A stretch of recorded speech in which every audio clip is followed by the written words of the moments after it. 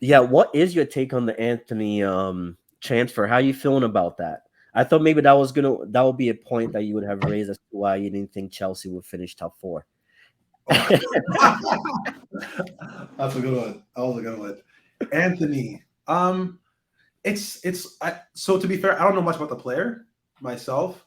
I don't watch a lot of Dutch league football, but I know Ajax. They produce good players in Ajax. They always have. You're right. They always will. But with Anthony, mm, I don't want to comment on the price tag because we spent our fair share of money doing this, so I can't really speak on that. I like what he does. He's an actual right winger, so I guess him on one side, Sancho on the other side, and Martial or Rashford through the middle, or CR7 as well too. I have to. For me, it's a wait and see situation because if I'm reading correctly, he had 4-2 last season in that Eredivisie, 4 goals, 2 assists, right? Yeah. So I don't know, like what's his productivity going to look like in the Premier League? Because he's a slighter player, shorter player, skinnier, fast, technical, takes people on. But I wonder how he's going to perform. So I don't really know too much on that one. Yeah. I know this season he scored a bit more goals. I think he had a hat trick in the last game or something. Oh, this okay. Yeah. But I think it's more about I think it's like you said, we can't really use price tag to judge it, right? Because at the end of the day, the players don't make up the price, right? It's Yeah. between the clubs and whatnot, and it's just the state of the market of nature. But I think in terms of, I can only think about what a player individually brings to the team, right? Mm-hmm. I'm not expecting him to score goals like 10 goals a season, or I would expect that eventually. Even though he's still quite young, I would expect that he will be scoring more goals eventually once we create a fluid enough system Mm-hmm. that caters to him and the likes of Sancho. Like we've already seen Sancho scoring goals, right? Like he scored preseason, he scored 2 already this season. So I think those goals will come in. I think what he brings to our team is just more of an outlet. I think kind of like what I said with what Thierry Henry said, where the likes of Rashford, the likes of Sancho, they just don't take on players, and it's nice to see a winger that can come in that is energetic. He's not scared to take on the players. Like you can even see with the likes of Malasia on our wing, I'm sorry, on the left wing, how more active we are moving forward, right? Because he's tenacious, he's in defenders' faces, he's running up the field. Yeah. And Yeah. I think we need something on the right hand side. We already got Dallo doing well already. Like Dallo has really improved his game, but we now need that person that can overlap with Dallo, Mm-hmm. which we've lacked for so long. Like the likes of Wan-Bissaka always looked like he was tripping over the ball, like it just did not look right, and he was never overlapping, right? So all we just need is someone who can deliver crosses into the box, somebody who can stretch the pitch.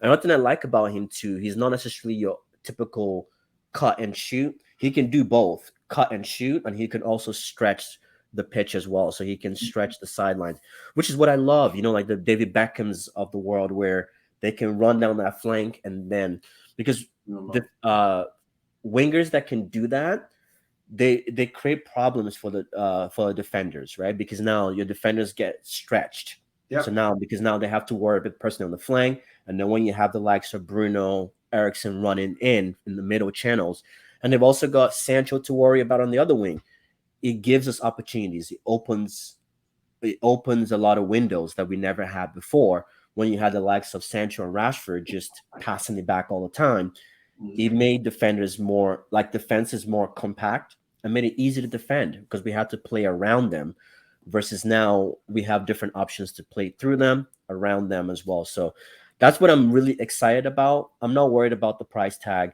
I think he's coming at a good time just because there's fresh blood in the team. He's worked with this manager before, Yeah. and I know they only worked together for one season, I believe. So, for the coach to have this much faith in him to bring him in, all I can say is, you know what? I'm excited. I'm excited to see what I think he can only add to our team. For If sure. that For makes sense. sure. Yeah. I Yeah, completely he can agree. only add to it. Yeah. So, And you don't want you them to know, be beholden to the price tag itself. It has nothing to do with him at all.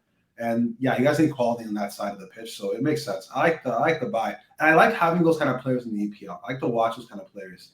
You know, Yeah. So exactly like we said, like we haven't seen those players in a while that gets you off your feet, or you know, when like I was watching ESPN FC and they talked about that, and it's like he's one of those players that when nothing is working for you, you know, like the passing, you've tried everything, you need a player that can just unlock the defense, which a yeah, moment of brilliance. Like Eden Hazard at Chelsea, right? Like there were days where you guys heard huffed and puffed, nothing happened, and then Eden Hazard just showed up with a moment of brilliance. I know coming from a United fan, we keep talking now. The moment of brilliance has kind of died in the water because under Ole, that was pretty much every game was a moment of brilliance. yeah, But it's nice to have those kind of players that have it in their locker because you're always going to need that. Like even Chelsea, I mean, the likes of City, there's certain games they need that kind of player to come off the bench or to just unlock something out of nowhere, right? So yeah, so that's what I'm happy about too. And I think he's a better version than Ilanga. And I know a lot of United fans do not rate Ilanga and do not like Ilanga, but I like Ilanga. Like he's not the finished product, and I don't think he should be starting week in week out. But he's the only winger we have that actually is willing to take on defenders. yeah, Like Liverpool, pretty much all the fouls were coming from his side. Like he was taking on defenders. Like Robertson was on, was on strings. You know what right, I mean? Like over in the last game, I think Ilanga, maybe because he's younger, he's still trying to prove himself. But he's the only winger that we have right now that is showing me something. That is showing me that he's eager, he's hungry, he's trying to assist, he's trying to score goals, he's trying to cross. So if you can get an Anthony that is but more experienced than an Ilanga and better than Ilanga, I'll take that all day. I'll take that all day. So I know sometimes fans are always so fixated on the price tag, like you said, fixated on the league that he came from. By the end of the day, it's like there's people that have come from La Liga that have flopped. There's people that have gone from the EPL to other leagues and mhm, no one has heard anything about them, right? So like I think it's the team. I think it's a team that you join. Um, it's like I always use that example of like uh Luis Diaz, right? Luis Diaz from like Liverpool. Everyone, Kulusevski that went to Spurs. Everyone was like, "Oh, United could have got him. Like, why didn't we go for him?" I'm like, they wouldn't have been the players that they are now if they went to United last season or 2 seasons ago under Ole, because they would have probably just joined a system that was not working, and then they would have just looked like a bad player, yeah, right? But versus they went to systems that worked for them in the likes of Tottenham, the likes of Liverpool. So for me, I don't focus too much on the price tag. I focus on, does this player fit the system that we're trying to play? I think he does. yeah. I No, think he fits that. I So agree with that too. yeah. And I wanted to ask you, since we're talking before we wrap up here, um, seeing obviously United's first 2 games, 2 losses, bounced, everything. There was fire in the mountain, fire on the hills. It was like, what's going on? I remember when we spoke, I was down. My head was down. I was depressed. How are you feeling for the game on Sunday, the United Arsenal game? Just from a neutral perspective, seeing Arsenal was on form, United seems to be finding their form. So, what do you expect from that game, and how do you see it?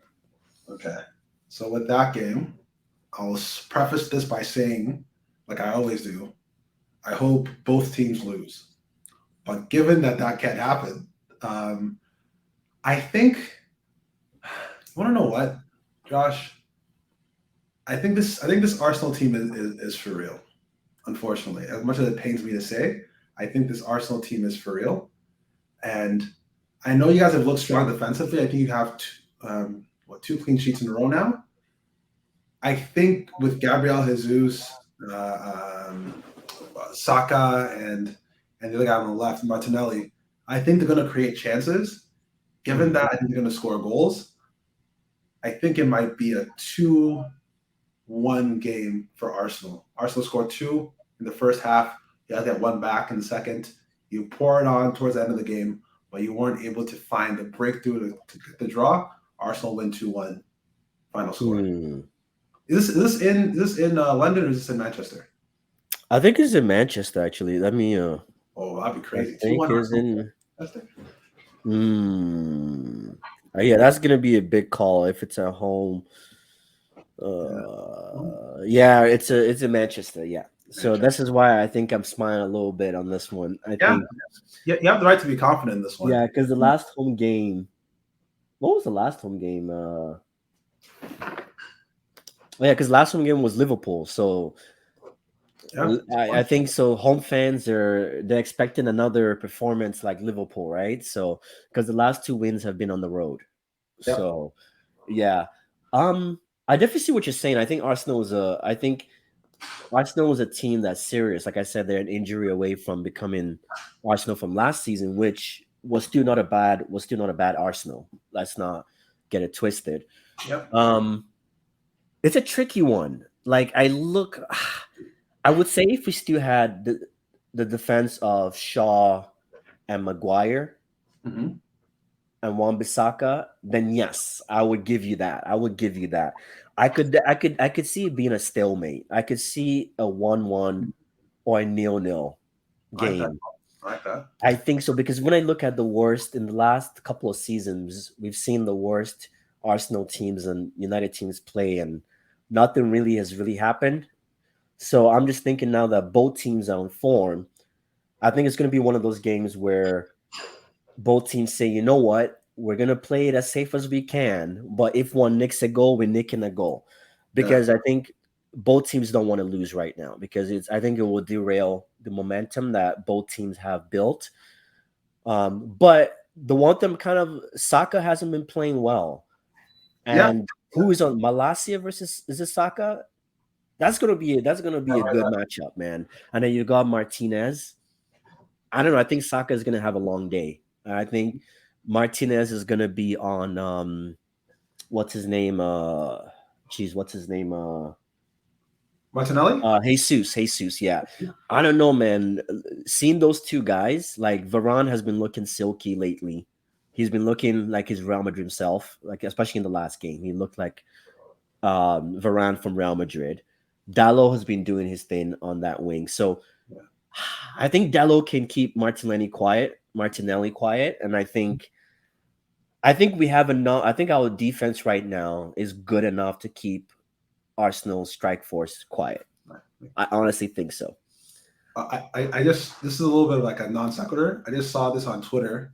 I was Yeah. like, mine. So this is from Pierre-Emerick Aubameyang. He says, and this is a quotes, Evening Standard.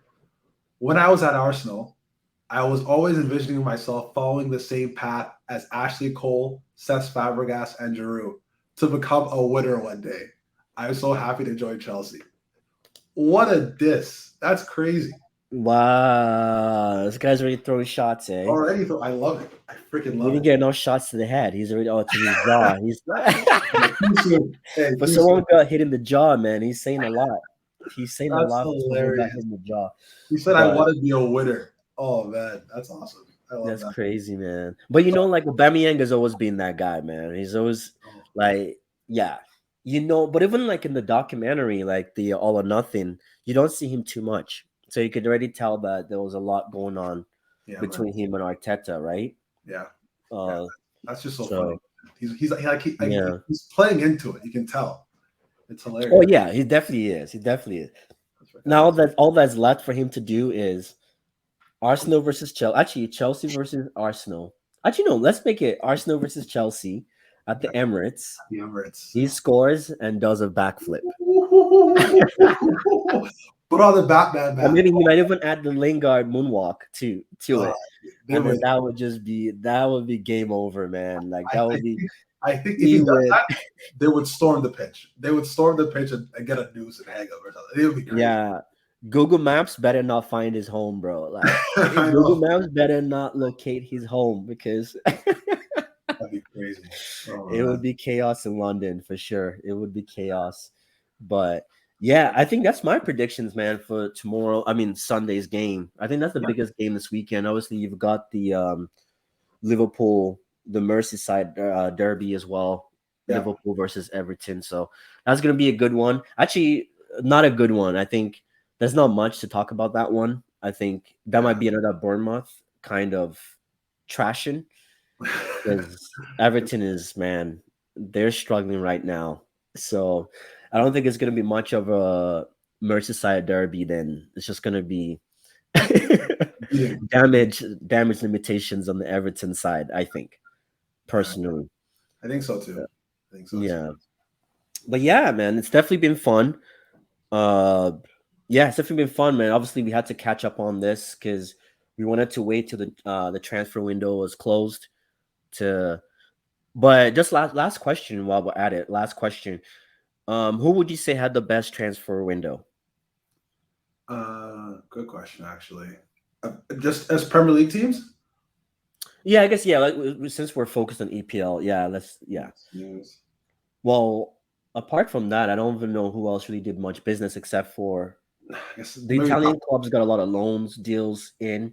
Yeah, Barcelona did a lot of Oh business though. yeah, Yeah, Barcelona. Yeah, that's a whole different. I don't yeah. know if theirs was actually a transfer window or a survival window. That was. Side note, I'm going to answer your question, but side note, I am convinced that there's some illegal activity going on at Barcelona. It doesn't add up to me. It doesn't make sense. Why Where? Frankie De Jong is taking less money to play on the bench rather than leave, get a signing bonus, the 17 million that he's owed, and have more money and be starting for United or Chelsea. It doesn't it doesn't make sense. You know, like he took us like De Jong took a salary cut. Then Belly took a salary cut. Rafinha took less money than what we were offering him to go there. PK took a salary cut. Like Josh, it doesn't make sense. No, but it does in a sense, man. It does in a sense. Like, and no disrespect to La Liga. Like, okay, think about it, right? If you're a football player, you've already won other things you need to win in the like maybe Frankie de Jong is different. Frankie de Jong is thinking to himself, he's young, right? United is a huge risk. Like no matter like we could talk about Ten Hag all day, we could talk about the future. Yeah, It's still a massive risk. Like United is not guaranteed to win any trophies. Versus with Barcelona, your stock is still up. The fact that you're at Barcelona, your stock is still up because they're not one of those teams that kills talents per se. So teams are always going to want players from Barcelona. Teams are not always going to want players from Manchester United, the current Manchester United. And too, as a player, when you're thinking, where are you more likely to win trophies? At Barcelona or an English top four flight club? probably Barcelona. Yeah, Exactly. Like Barcelona, you're pretty much guaranteed Champions League at Barcelona. You're not. Like, look at United. We're fighting for top four. Like, you know what I mean? That's our like literally if you're not City, your goal is top four. yeah, Like, I don't care. You might have all the goals in the world.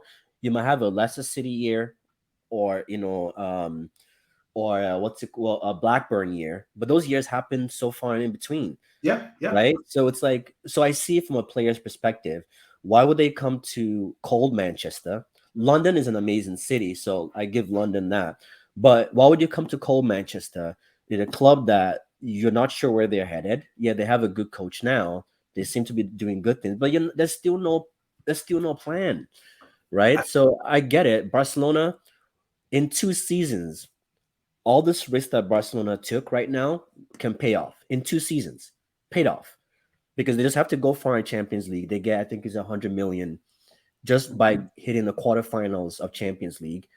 They have every chance to win the league in La Liga, especially with you know what I mean.